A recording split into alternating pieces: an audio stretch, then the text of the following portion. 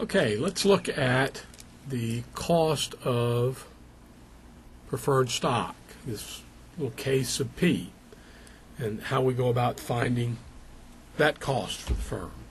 Remember that the pricing of preferred stock from Chapter 10 is based upon the valuation for a perpetuity.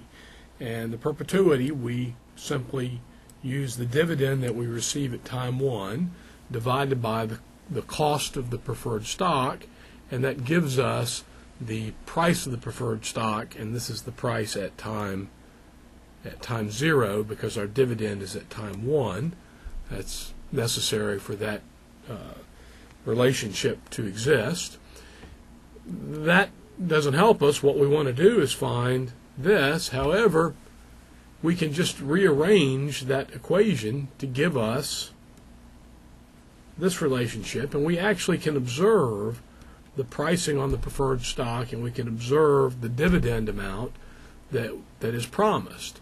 So by looking at the pricing on the preferred and the dividend amount, this presents us with the rate of return required by preferred stockholders. Now, I've highlighted in red here, there is not, our preferred stock dividends are not tax deductible, unlike our interest payments. The government subsidized our interest payments. They don't subsidize our dividend payments. So there's no tax deduction. We don't need to tax adjust this in any sort of way. And so that's important to know, the little element that's in red there. It's important to know because essentially we don't make any adjustment. Now, if we're going to issue additional preferred stock, there are costs to doing that. So if we issued new preferred stock, we would not be able to raise the entire value, the entire price of the preferred stock. We would have to pay our underwriters a fee.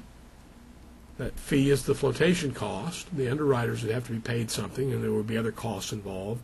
And so the cost of preferred stock in that situation is going to be the equation that we saw earlier, but adjusted for the existence of any flotation costs. So let's consider the cost of preferred stock, where, and this is the equation that we just looked at.